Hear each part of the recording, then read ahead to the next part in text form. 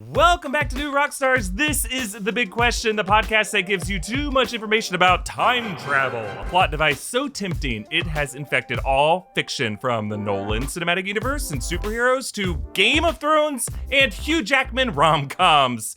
But, if it's so easy, why am I not constantly having assassins from the future trying to sneak up behind me and kill me? I mean, you would think that once you open that can of worms, or I guess keep that Schrodinger's cat box closed, all kinds of crazy eventualities would be theoretically possible, but I guess not. No. I'm Erik Voss, and here with me is the hilarious nerd and host of Correctamundo on the El Rey Network, Hector Navarro. Thank you so much for having me, or should I say, thank you so much for having had me. Yes, make sure you get that correct grammatical tense there. Future, perfect. I'm so glad you're on the show today because I'm a time travel nerd. I know you're a time travel fiction nerd. We're going to dive, I think, deeper into this hole than anyone else on YouTube ever has. I'm ready. The cinemas are gradually reopening as we speak. I don't know if that's a good idea, but like the technology of time travel, it's a risk that we're inevitably going to take.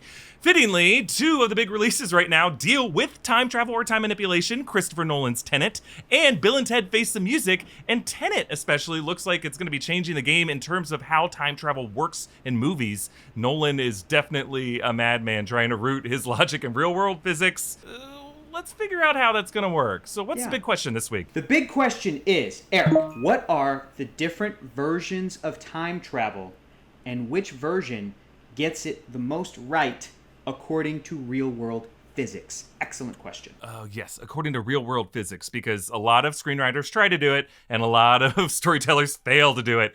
And Hector and I have watched probably nearly every or most of the big time travel examples we've seen in TV, film, comics, everywhere. And we can boil it down to there are at least 8 types of time travel. We're going to break them down. And we want to shout out the YouTube channel Minute Physics. They did an amazing visual breakdown of alternate time travel types. They created these lovely graphics. We love graphics here. But there are a few big types that they left out when they did a couple years ago, and some distinctions that I think we need to dive deeper into. Oh, and before we begin, spoiler warning, because there are some movies out there that you might not have known are time travel, but the twist of them in the third act is that they are time travel stories. So if you have not seen one of these and care to watch it someday, just tread lightly. So the first type of time travel we're going to talk about, Hector, is what we are just going to simply call the classic it time travel. So this is really the anything goes approach when it comes to time travel. Characters can travel back and forth within their historical timeline, and there are inconsistent limits in logic on that travel.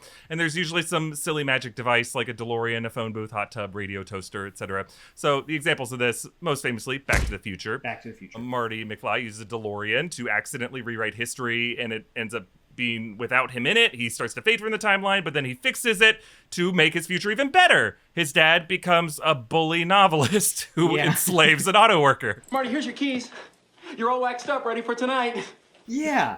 Really, wrong lessons learned in that timeline. Wrong lessons learned. And I know we're going to bring this up later, but then the rules change in Back to the Future Part 2. So it really is the it time travel trilogy, is the Back to the Future trilogy. Absolutely. Bob Gale and Zemeckis start to figure out how to do it correctly as the series goes. Also timely, Bill and Ted is a it time travel movie. They kidnap historical figures to help with their history report, and then they end up revising the future so that they're rock stars, and they use George Carlin in a phone booth to do it. That's true. Though to their credit, to the credit of the Bill and Ted scripts, I love the details of Bill and Ted being able to do things in their present by saying, we'll just take care of that in the future. And then, that's right. It's hinted at that we don't see that on screen or anything, but then, later, Ted goes to put a cassette player to distract his dad, and they're like, what are we going to say in it? I don't know, I'm over here, Dad, because they needed somebody to distract their dad in the present. So, technically, everything still sort of checks out with Bill and Ted. And did they rewrite the future, or was that the way it was always going to be? Question mark, but it is definitely for a story. And you get to see Joan of Arc doing jazzercise. So it's super fun. That's right.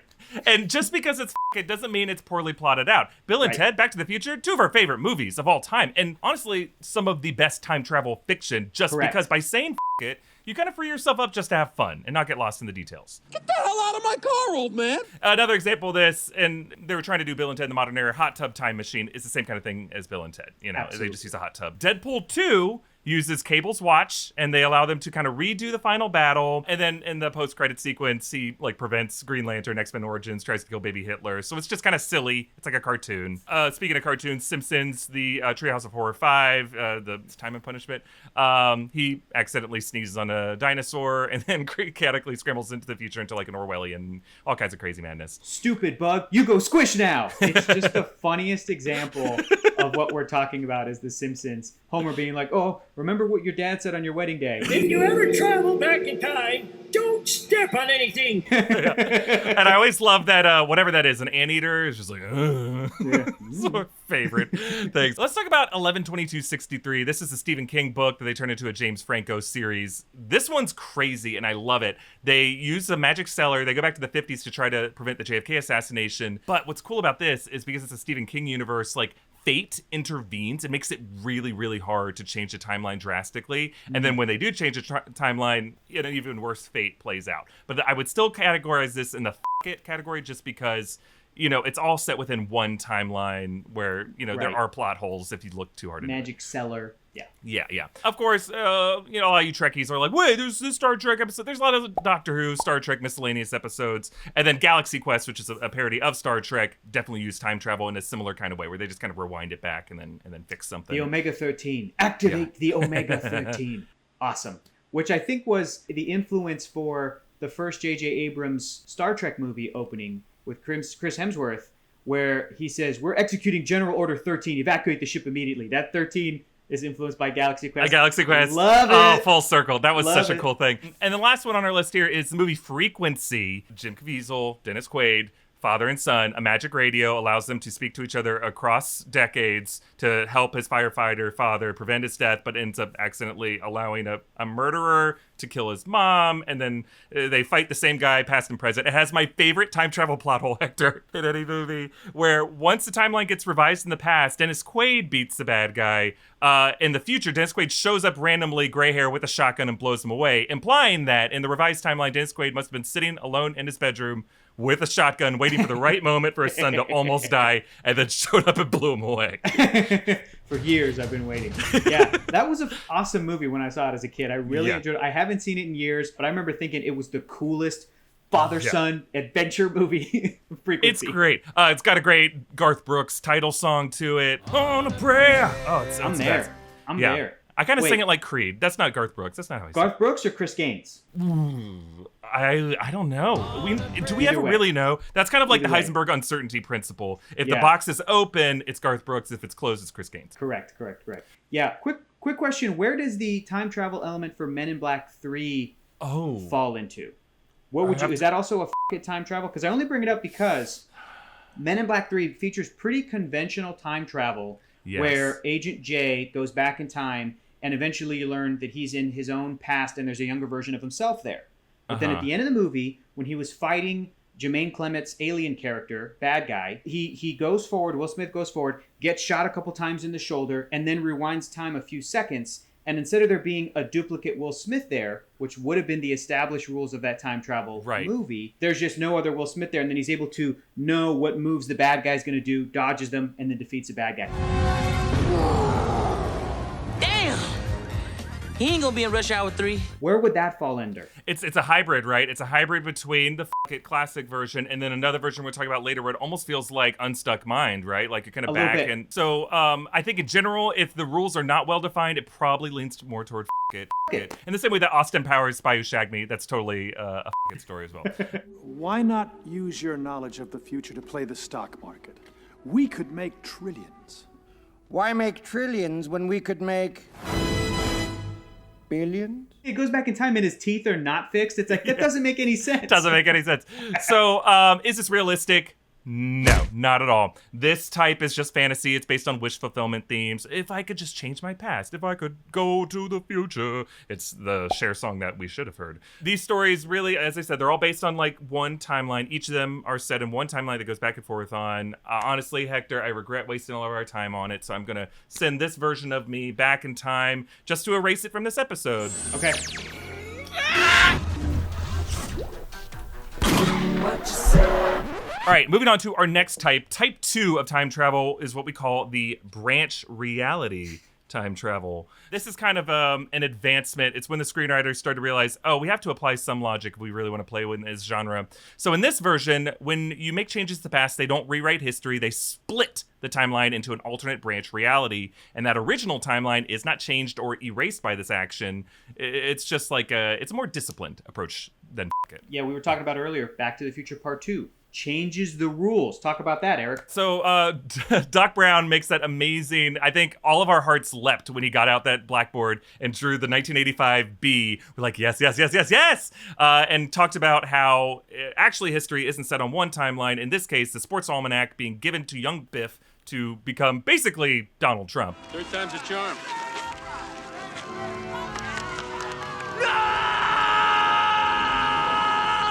Right.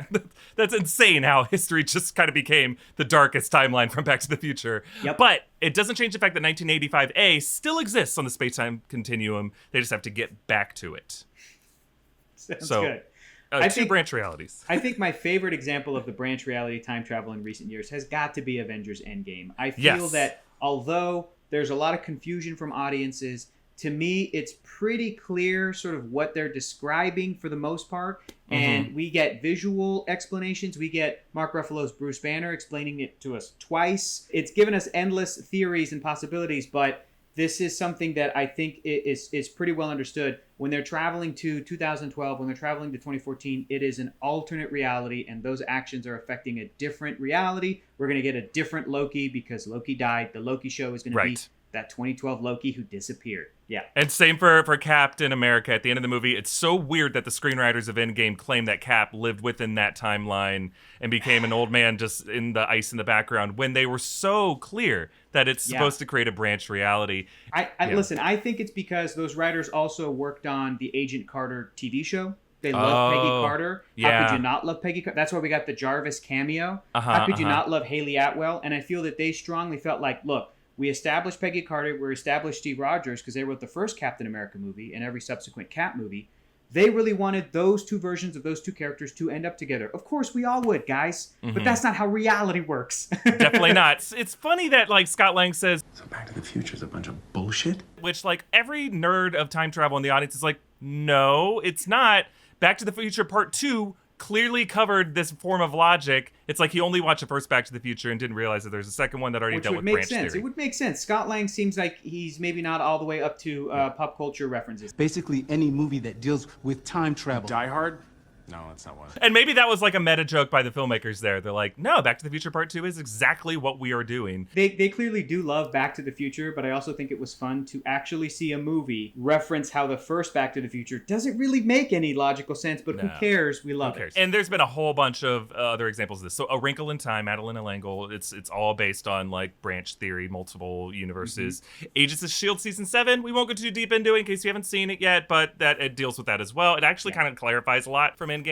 And then in the comics, the DC multiverse from the Flashpoint paradox, and then in the Marvel multiverse with characters like Kang the Conqueror, they deal with like branch theory as well. And then the Rick and Morty episode from this past season, one of my favorite episodes of the show, the Vat of Acid episode, began by thinking it's a different type of time travel we're going to talk about later this episode, but then was revealed to be like the rules of Rick and Morty. It's a multiverse. So every time Morty was resetting, he was actually going into a new timeline. And then you mentioned the Star Trek one. So Star Trek in 2009 reboot the franchise using time travel, and they split reality from the prime timeline. That's one that had William Shatner, Kirk, Leonard Nimoy, Spock. Leonard Nimoy, Spock showed up in this movie, but they went through a time portal along with Nero, and then they split onto a new timeline called the Kelvin timeline, and that's what all the J.J. Abrams movies are set on, which with Chris Pine, Zachary Quinto. But that prime timeline is not erased. You want me to blow your mind even further? You want me to blow your mind even further, Do Eric? it, do it, do I'm it. about to blow your mind. For years, Star Trek fans have been arguing about that first 2009 Star Trek film, the J.J. Abrams Kelvin timeline, saying, but it doesn't make any sense. If it was only Nero that went back in time and affected everything right from James T. Kirk's birth and beyond that, why does he look different than William Shatner? Why does he have different color eyes? Why does the bridge to the ship, the Enterprise, look different? Why is it bigger? Why is all these little cosmetic differences that would not have had anything to do with Nero? And the answer is because in Star Trek IV, The Voyage Home, if we're to believe the branch reality timeline theory to be correct, in Star Trek IV, The Voyage Home, the crew of the Enterprise with the original William Shatner, Leonard Nimoy, Kirk, and Spock going back in time, There, they start to branch a reality because Scotty creates invisible aluminum or whatever that material is. Yeah. They're already like advancing science further than it should have been in the 80s. They also kidnap a whale doctor and bring her to their future present. Right. So in my theory, the Kelvin timeline is actually just further along in that original branch reality that the original crew already did. So where science and technology might have been a little bit more advanced because of what they did in the 1980s in San Francisco, you get a Starfleet that looks a little sleeker. You get a ship that's a little bit bigger. Yeah. So quit it with your constantly poking holes and stuff. Just enjoy Star Trek. Consider it a sequel to Star Trek IV: The Voyage Home. You're welcome, Internet. You fixed it. There's a vent at the top that sucked up my hat. That's my favorite Simpsons gag. I fucking love that. So, is this realistic, Hector? Yeah. Kinda. So, the Endgame writers consulted with quantum physicists. Dr. Sam Beckett stepped into the quantum leap accelerator. And they talk about the many worlds theory. This is a real thing in quantum mechanics, but quantum mechanics itself is not proven to be real yet. But they hypothesize that this is how time travel would theoretically work. However, there are even more recent breakthroughs that we will come back to this episode. So this is kind of like the adolescence to the it's childhood. Since it's not exactly accurate, I'm going to send Branch Timeline Eric back to fix whatever the other Eric did. Good luck. All right, Hector, we move on to type 3 of our time travel plots. This one is called time dilation. Time dilation? What's that? So time dilation is when characters travel through like trippy space-time and they experience time moving more slowly than characters back on Earth do. So this is the type of time travel you see in Planet of the Apes, in Ender's Game, that great movie Flight of the Navigator that I watched as a kid. Yeah. And then speaking of Christopher Nolan, it says we can Interstellar. So throughout the plot of Interstellar, that's McConaughey's big thing. He's like, I gotta get back home before my daughter grows older than me. And there's time dilation based off gravity because time, they say, is a variable, not a constant, that's affected by the different gravity close to a black hole. And a lot of astrophysicists say this is possible. They leave that poor guy up on the main ship for decades by himself. Why that guy didn't off himself, I don't understand. Also, to just go back to that first one you mentioned, I remember the first time I saw Planet of the Apes. What a twist. What Great a twist. One of the best at twists. At the end of that movie, one of the greatest all-time movie twists, to be able to say, nope, you're thousands and thousands and thousands of years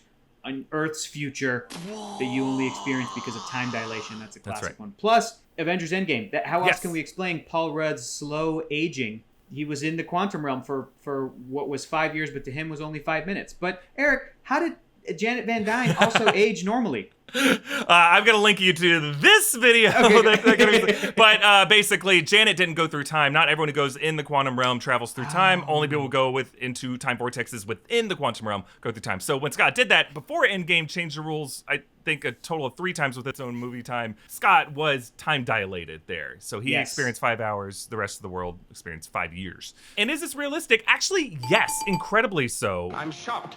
Because characters are not moving backwards in time. This version only applies to moving forward in time, and it applies Einstein's theory of relativity. And I would say on our list, it is the second most realistic type. So we're making progress. Going back in time, a lot of physicists are like, we don't really have a good way to do that yet. But moving forward in time, theoretically possible. So we're going to send time dilation Eric back. Actually, you know what? It turns out he's already been in space this whole time, and he's going to go back and see if the other time Eric's can figure it out. He's going to go back and help. But Okay, Hector, now we're going to move on to a very confusing, maybe the most confusing form of time travel, but it shows up so often. It is called Type 4, This Always Happened time travel. So, this always happened? This is time that's set on a predestined fixed loop, in which the very act of time travel itself sets the events of the story into motion, revealed later in the story. The examples of this are Terminator, of course, one of the most famous time travel fiction stories. Kyle Reese was sent back to protect Sarah Connor by future General John Connor, but Kyle Reese conceives that John Connor with Sarah, basically justifying his own timeline. And we see this again in T2. Miles Dyson explains how the leftover T-800 chip from the first movie is what made Cyberdyne's advancements possible. So without the time travel, we wouldn't have had all this crazy Skynet shit that we have to worry about. Plus, the end of those Terminator movies, at least Terminator 1 and 2, and then you can look at like Terminator 3 being different, Terminator Salvation being a different sort of version of time travel, Terminator Dark Fate. each of those movies I just mentioned have an ending where they're able to still prevent the future or delay it in some way. So there's almost kind of branching realities as well, right? The future world where the Terminators came from in parts 1 and 2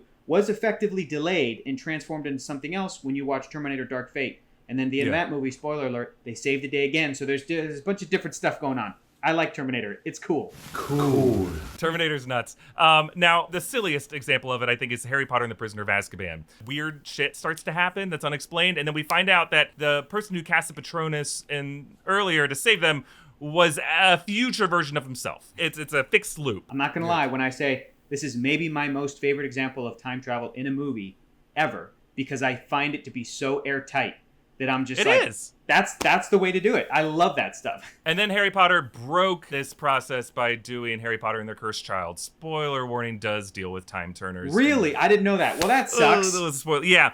You don't need to watch it. It's not canon in my mind, and it shouldn't be canon in anyone's mind. And that's the least offensive thing that play does. That play almost ruined so many things in my life. I hate Harry Potter and the Cursed Child. Actually, maybe that's what I'll do for the third question that we do later in this episode.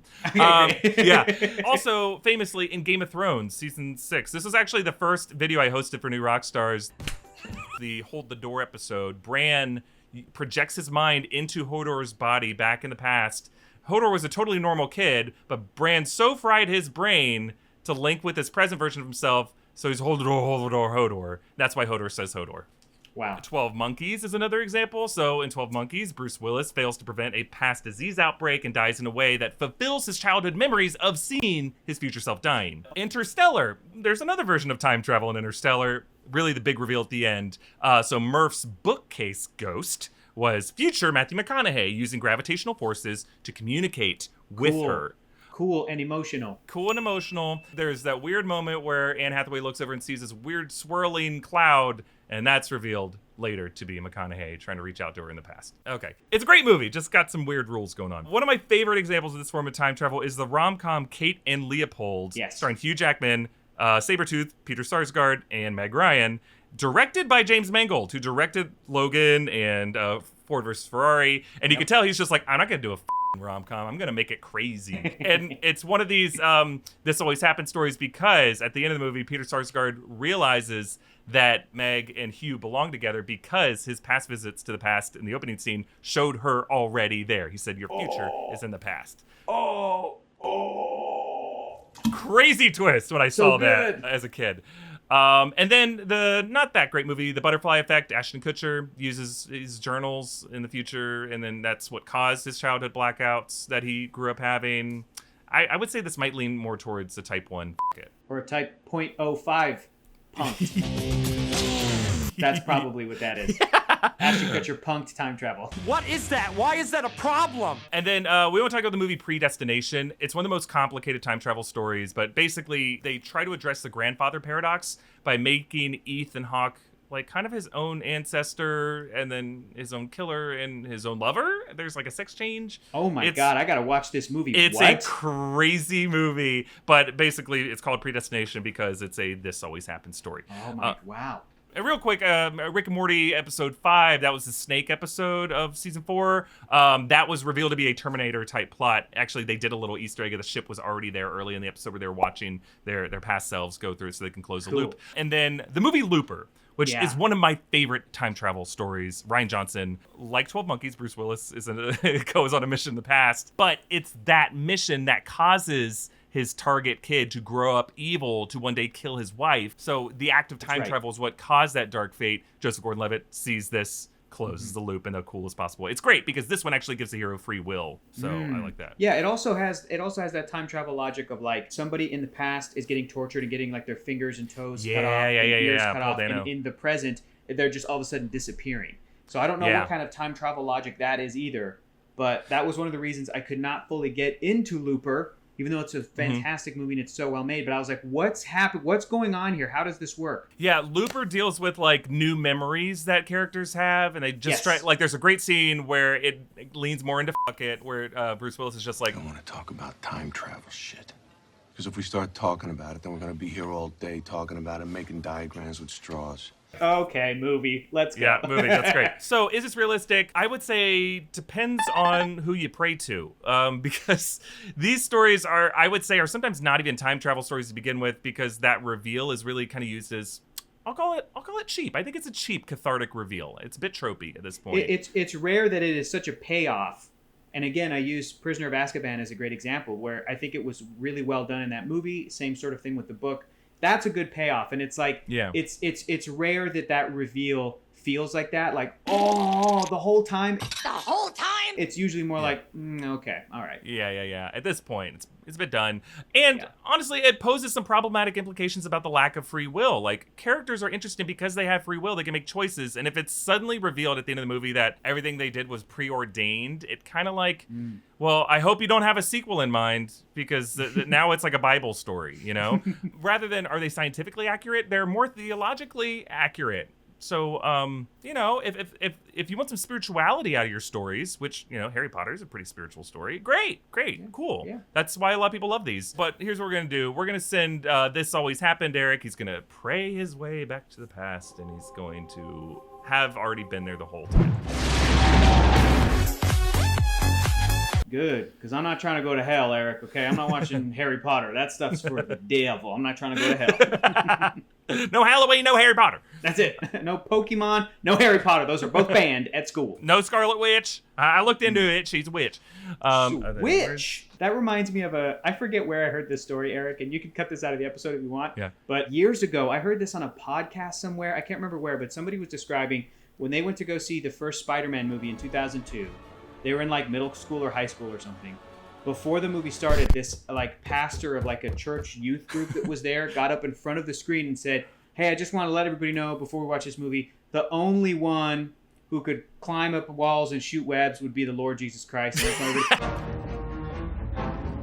Like the audience booed this person, like, boo, get out of here. So the inside joke between me and my buddy is whenever we see something amazing in a movie, we always go, the only one who could travel through time and collect infinity stones is the Lord Jesus Christ. Amen. That's the joke we make. And I think it's very funny. Man, I wish I was in the theater. My favorite stories are the stories of like weird shit people do in movie theaters. It's always fun. It's so great. I don't know how that would have changed my relationship with the movie Spider-Man forever. Every time I watch it, I would have thought of that guy. Yeah. All right, so now we're on to type 5, which you might argue this isn't a type of time travel, but we have to address it because it's actually very important to the history of time travel fiction. Seeing the future time travel. This is where characters see a vision of the future that allows them to try to change their current course to avert that fated history. Or, I guess in some cases, steer directly into that history, right? Classically, in Greek mythology or Greek drama, there's Oedipus Rex. He gets the premonition from Tiresias, and then he ends up actually doing exactly that, killing his father, marrying his mother. And then Charles Dickens explored it with The Christmas Carol. Scrooge was shown a future where Tiny Tim died, so he's able to course correct and not be such a dick. Minority Report, it's a very cool movie based on a Philip K. Dick story, and then Spielberg made the movie where the precogs kind of are able to say who's about to die, and then by trying to avoid that fate, Tom Cruise actually goes into an exact version of it. Yeah. Reminds me of another couple examples. Arrival has a version of this. Yes. Right? Where Amy Adams, but the big reveal by the end of that movie is that what we thought were her memories of the past and a child that she lost was her seeing into the future because of her interacting with these aliens. Yes. That it was going to be a child that she hadn't had yet. And she still decides to go through with having a child, even though it ends in tragedy. And her and Jeremy Renner end up losing their kid at some point, but she goes through with it anyway because it's the love of a child. Another great example too, probably I would say a movie is as good as Arrival. Next. Starring Nicolas Cage. He can also see the future. That one's crazy. I love it. Yeah, it's insane because at the end of the movie, the big reveal is that about half of the movie didn't happen, and that he's sitting in a hotel room and he's like, I saw it all. I'm not going to do that. And then that's the end of the movie. That's bonkers that happens. Yeah. There's also a Nick Cage movie called Knowing where he sees there's a character who's able to predict the future. Yeah, I think so. Knowing dealt with numbers and numerology. Yeah, right. The big twist in that was that he was able to predict when tragedies would happen, like plane crashes and stuff. There's 9/11 was on there, and how many people die. And then that ended with aliens coming to wipe out the planet except for a select number of humans, including Nicolas Cage and his son. Nicolas Cage doesn't make it. His son makes it. That's Nick true. Cage burns. That movie's insane. It's so crazy. I'm so glad you brought up Arrival. Arrival's such a profound film that everyone needs to see. It's a version of like Seeing the Future, but it's also kind of like a weird This Always Happened type story. Yes. It's also kind of a weird unstuck mind one that we'll get to in a bit, where a character is kind of like consciousness is projecting forward in time. Yeah. It's the best time travel stories are hybrids, I think. I just want everyone to know before we watch Arrival, the only one who could see their unborn child in the future and be able to translate languages with aliens is our Lord and Savior Jesus Christ. Amen. Amen. Now, Rick and Morty Season 4 also dealt with this with the death crystals in the Season 4 premiere, where Morty could see his future death and then kind of steer toward that or some other fate. Ooh, I know we mentioned this before with Star Trek, but speaking of crystals, in the recent series Star Trek Discovery in Season 2, they have a classic character, Christopher Pike, Captain Pike, who Bruce Greenwood played in the J.J. Abrams Kelvin timeline, is played by Anson Mount in the new series. At one point, his character is able to see his own future and how he ends up in a horrible fate that goes back to the 1960s original Star Trek show. Oh, cool. And it gives a new meaning to the character because the character decides to still forge forward and be a Starfleet captain, knowing what his ultimate fate's going to be, which just completely added a whole nother side to the character. So if anybody watching right now hasn't seen Star Trek Discovery, pretty cool stuff in there that adds some pretty cool stuff to Star Trek. This message was brought to you by the CBS. And this kind of shows up a lot. Characters just like, kind of having a dream of the future. So in Batman v Superman, there was a whole like nightmare sequence, and then Flash shows up. He's like, "Am I too soon?" And we never really got to saw. Maybe the Snyder Cut will go into that. We'll see. Possibly. And it's weird because it was still sort of a dream also. So does that count as seeing the future? Or does that count as the consciousness thing? Yeah. Like it's weird. The knows? dream was a dream, it looks like, but then Flash showing up did happen because it was after the dream, and there were still papers floating down. And it then seemed he woke like up out of another dream. He woke you know up what out I of another hope. Dream. We just learned some cool stuff about this Flash movie. It looks like they're gonna be doing Flashpoint, and they're bringing in Affleck. They're bringing in Keaton. Like, this could be the movie that fixes everything that people didn't like about the DCEU and ends that version of history. And Not just that, but including every other DC movie franchise. Yeah. Where's Val Kilmer? Let's get George Clooney back in the suit. Let's get all the Batmans. Let's get Kevin Conroy in that Robotronic thing he was wearing in the CW show. Let's go for it. Yeah, I'm so excited for that movie. And then, you're also saying Avengers Infinity War, Doctor Strange had the vision of the future, and then that affected like how they did everything. Is this realistic? Well, a lot of people don't call this time travel. You know, characters aren't traveling through time. They're just kind of like seeing things, but they are altering timelines. And I would say this is somewhat realistic because self-fulfilling prophecies are a real thing in human nature. True. People get fearful of what they might become and then become that thing. So I don't know, but it's still not physically, scientifically accurate. I'm going to send Seeing the Future, Erik, and I hope he doesn't things up too bad.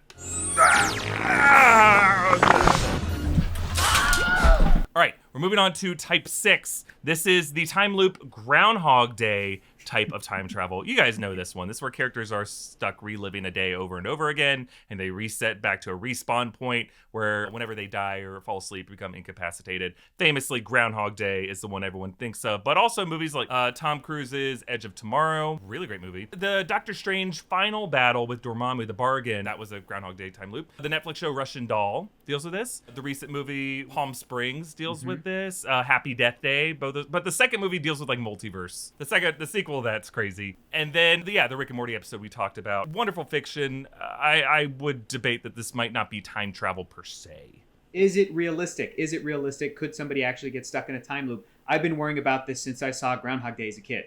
Erik. I mean, we're kind of experiencing that now. Yeah. Right? It's realistic in that sense. Every day's the same. Yeah. Despite all the quantum mechanics that they dig into in Palm Springs, I don't think it's realistic. So we're going to send Groundhog Day, Erik, and he's the scariest because if you think about it, if you relive a day over and over, you basically become an immortal. You become a god. I am a god, you dull creature, and I will not be bullied by that. Careful, other Eriks. This one's going to be a killer.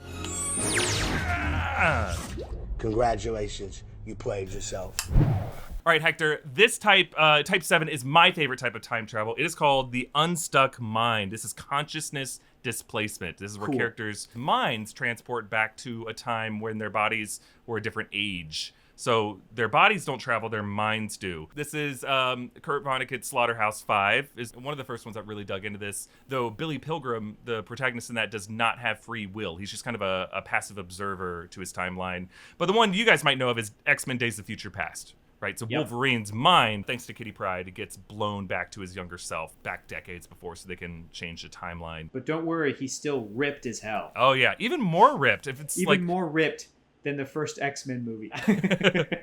The 70s is crazy. Jacked. Now, the series Lost, if you watch that, there was the character Desmond. He became unstuck in time, his mind, and there's that amazing episode, The Constant, where past and future versions of him, he has like conversations with Penny, and she is his constant, and she tries to like lock it. I'm tearing up. One of, if not the best episodes of that series, and one of the best examples of what we're talking about. I feel like people still remember that moment in the show, and I feel like it was also a real kind of turning point within the show. I mean, the show had already explored sci-fi stuff before then, but that was really when it was like, we're going for it. We're going for it, so hang on. They did. They made the island itself unstuck in time in later seasons.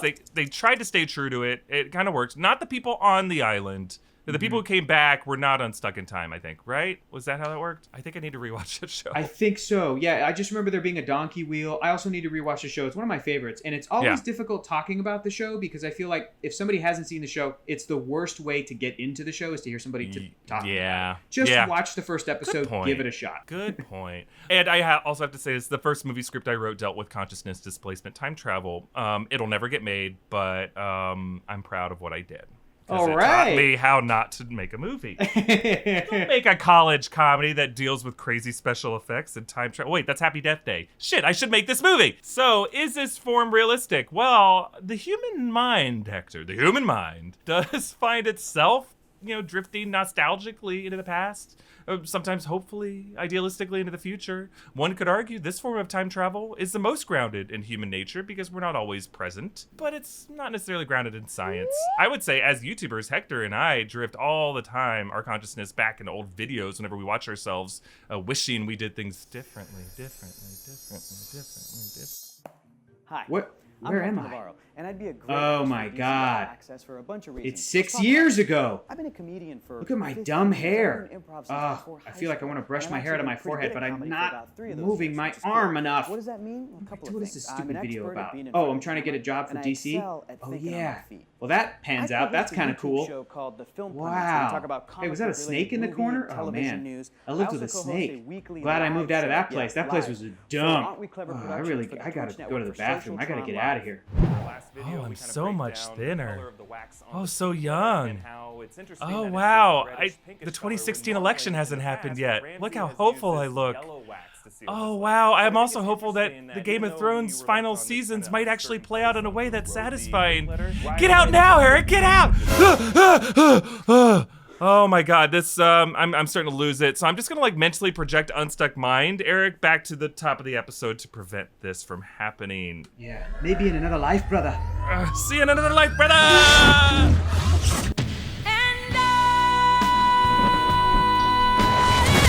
All right, Hector, we have arrived at Type 8, our final type. We are calling this the unstuck body time travel.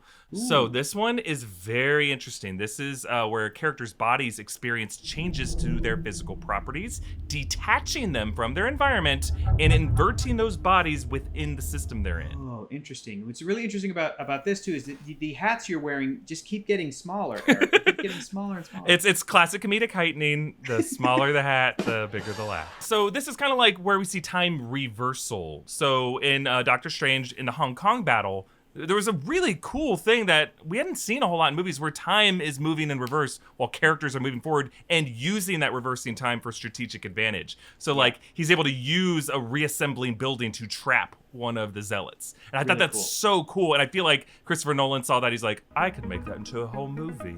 Yeah. Because that's basically what Tenet is. Avengers Endgame also taps into this very briefly, just for a joke, but it's where they're experimenting and they move time through Scott Lang and they re-age his body. They accidentally discover immortality, if you think about it. Okay, let's talk about Tenet. We made a whole other big question episode dealing with the laws of thermodynamics and entropy. If you watch the movie by the time you're seeing this episode, you probably know a bit more. But go watch that episode, and we'll be making more and more videos about Tenet. But basically, it deals with the concept of Maxwell's demon that supposes that a door could be open between systems that allows some kind of like cosmic divine force to predict where particles will go, what kind of quantum trajectory they have. So you're able to control a system and basically control something like entropy, which basically is the natural destabilization of the universe. So if you're able to reverse that, you can invert one thing within a system, whether it's a bullet or a body or a car or a boat, you can invert the entropy of that and move in a different vector, an opposite vector. I don't know if I fully understood what I just said. Yeah, you blacked out there for a second, but you look good. But the key to this type is that you're only focusing the inverted time on one body within a system. Best example of this, and everyone needs to go watch this movie, it's called Primer. To date, it is the most thoughtful time travel film ever made, to a fault, because it's not necessarily the best acted film. What? No. It's a very small budget. It's amazing that they accomplished what they accomplished. So there are all kinds of infographics you can see on how Primer works, but basically engineers develop a way to enter a box. They get primed over several hours, and then they travel back in time over the course of that so that they can meddle with the past. Meanwhile, their old version of themselves has to go hide in a hotel room so they don't interfere with themselves. But they can't ever go back to before that box was first turned on. Yep. That's the key. So they can never go back beyond that first origin point. But then they create loops within loops. There's other fail-safe boxes. There's boxes within boxes. But it's one of the most fascinating and mathematically accurate versions of time travel that works the same way of the unstuck body. Is this version of time travel the most realistic? Turns out, yes. Yay! So Christopher Nolan's Tenet, Primer, this is the most based on what quantum mechanics experts are experimenting on. Last year, mathematicians used an IBM quantum computer, similar to what I guess Tony Stark had in Endgame. They simulated a way to undo the aging of a single elementary particle by 1/1,000,000th of a second. It was all simulated. They didn't actually do this, but they showed that if they could control all the variables in nature, they could theoretically stop the aging of something and reverse the aging. This is all based on quantum mechanics, the uncertainty principle that basically says that Einstein must be wrong for this to be true. Oh, hell no! It's very scary, but they did acknowledge at the end of the experiments that real world nature is just too complex, too chaotic, that you can never control the variables like that. But Christopher Nolan thinks he can. Whoa, that's so cool. Yeah. This is our most scientifically accurate version of time travel. With Tenet, we are now entering a new age of time travel fiction that's the most grounded yet in real-world physics. It allows us to see what true inverted entropy or quantum mechanics would look like applied to the real world, unstuck bodies. And since this is the most realistic version of time travel, we've found it. I'm going to reverse unstuck body Eric back to the top to just make sure no one else f***s anything up. Fatality.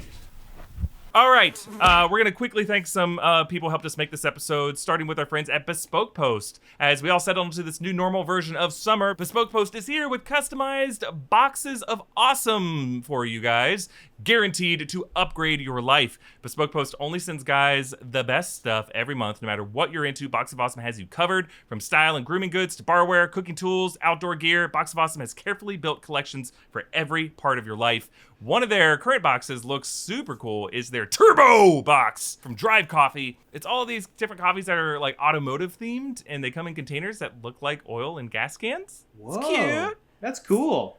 Yeah. There's also the Forge box that comes with a really cool looking Damascus steel pocket knife. It's perfect for whittling on the porch like Ron Swanson, or shaking at the squirrels that keep stealing your birdseed.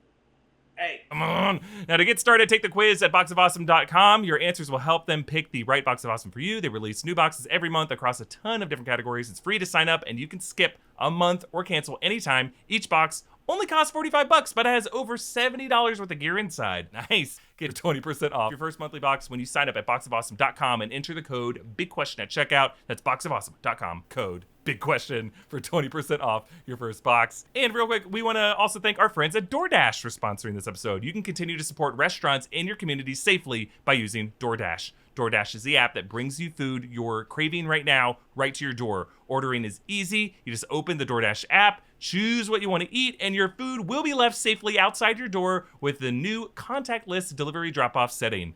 With over 300,000 partners in the US, Puerto Rico, Canada, Australia, you can support your local go-tos or choose from your favorite national restaurants like Chipotle, nom, nom, nom, nom, nom, Wendy's, or Cheesecake Factory, nom, nom, nom, nom, nom, nom, nom, nom, nom, nom, nom, nom, nom. And shout out to Cheesecake Factory for their Godiva chocolate cheesecake, which I had for my birthday this year, which I can now get safely delivered right to my door by DoorDash. Many of your favorite local restaurants are still open for delivery. Just open the DoorDash app, select your favorite local restaurant, and your food will be left at your door. DoorDash deliveries are now contactless to keep communities we operate in safe. Right now, our listeners can get $5 off and 0 delivery fees on their first order of $15 or more when you download the DoorDash app and enter the code BIGQUESTION. That's $5 off and 0 delivery fees on your first order when you download the DoorDash app in the App Store and enter the code BIGQUESTION. Don't forget, that's code BIGQUESTION for $5 off your first order with DoorDash. We're now going to move on to some bite-sized questions that Hector is going to answer for us. You ready, Hector? I'm ready. All right, so our friend Un Pantalon on Discord asks, did Captain America create a domino effect when telling his past self that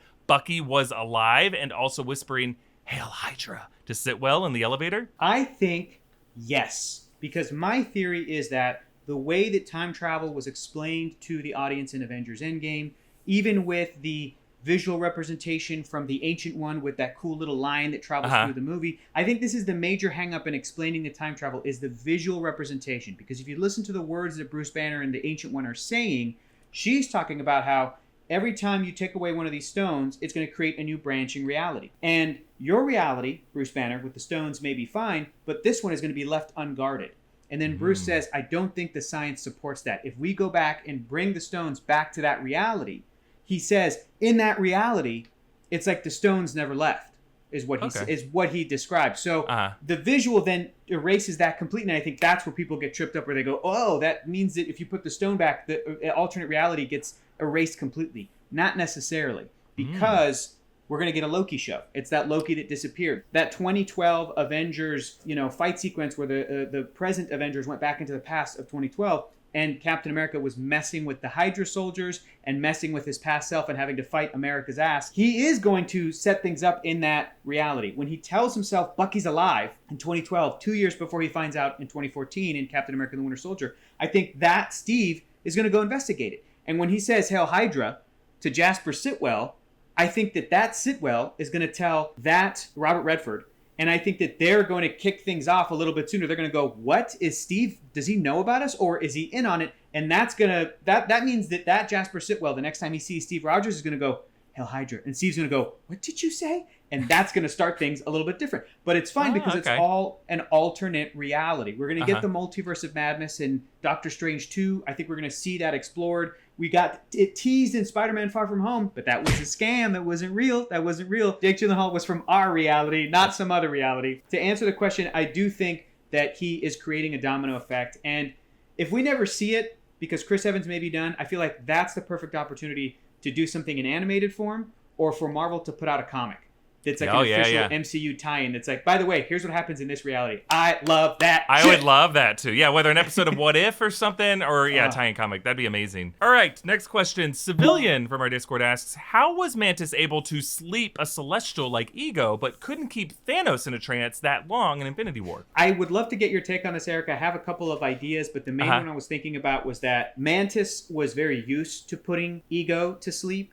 She had been kind of growing up and being raised by him, and it was a very weird and interesting relationship, but he was keeping her there for the purpose of her using her powers on him, whereas this is the first time she even laid hands on Thanos. You know what I mean? This is a completely new being. So that's my take, is that Mantis was just more experienced and more familiar with Ego, and Ego's insanely complex brain patterns and different things that make Ego, whereas Thanos is an entirely new beast. Eric, do you have any other ideas, thoughts, or theories? Yeah, some have said maybe like Ego lets Mantis do it to her, whereas Thanos was fighting her off. But like Mantis tries to do that later with Ego when he doesn't want her to do it. But yeah, what you say makes a lot of sense. I mean, let's acknowledge the power levels are always kind of out of whack. Theoretically, as a Celestial, Ego should be more powerful, but I think Ego used to be more powerful. His like origin point as a brain floating through space, he actually had a life. There's a theory that the skull that Nowhere was might have had Ego's brain, and so he was decapitated by Null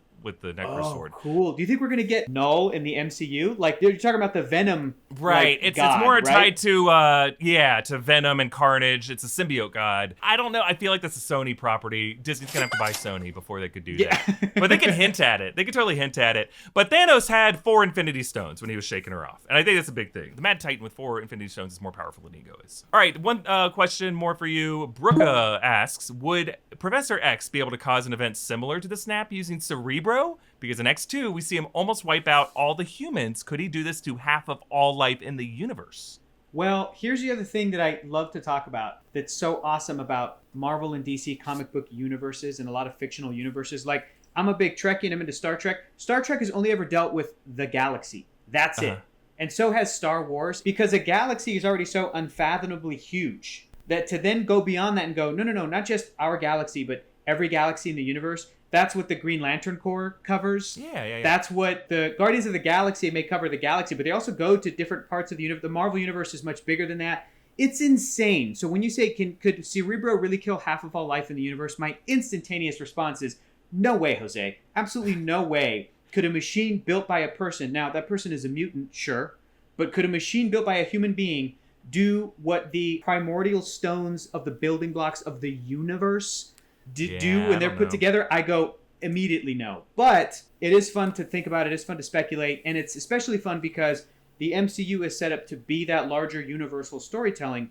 The X-Men movies that we've gotten in Fox's X-Men film series have really only been relegated to Earth, except for like X-Men Dark Phoenix, which had the Jessica Chastain alien come down. Yeah, and it's like when you bring in the Phoenix Force, I feel like those films have been focusing on their own thing, but also in a way limited because they are not able to just be like, let's bring in, Galactus, and let's bring in the Silver Surfer, and let's bring in all these different elements. Let's bring in Thanos. Let's bring in the Infinity Gauntlet. Which is what makes Marvel great, is the opportunity that these people could show up. Absolutely, yeah. When I think about this, fun potential storylines are like, look, Black Panther and like the nation of Wakanda eventually go to space. Like, that's crazy. That's crazy bonker stuff. And the X-Men are flipping around in space all the time. Scott Summers' dad has been in space. He's the leader of the Starjammers. Like, that stuff we haven't gotten in movies yet. If and when we see the X-Men in the Marvel Cinematic Universe, maybe something like that could be more of a possibility. Maybe that Charles Xavier could be building Cerebro with, like,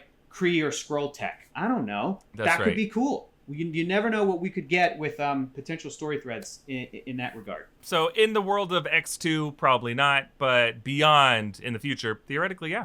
Yeah. All right, we have time for one more box of scraps. Questions, what we call it here, Hector. Keeping on the theme of time travel, our question, if you could time travel to interact with your younger self, using any of the 8 forms we talked about, well, not all, because not all of them could do that, what specific piece of advice would you give, or what decision would you make differently? Oh, boy. I can't think of any big, major bad decisions. I think the main thing I would say would be like, hey, try to move to Los Angeles from San Diego way sooner, because you're really just wasting some time in San Diego. Like, get up there. Maybe you could have had Aziz Ansari's career on Parks and Recreation if you had head up to LA earlier, started doing improv earlier, Who knows what could have happened? Eric, you know about this being in the improv comedy in Los Angeles, the community. There's lots of stories of like, there's a group of folks who just were kind of here at right place, right time. And right place, right time. They're all in movies now. And it's really? I missed that? I missed it? Okay, cool.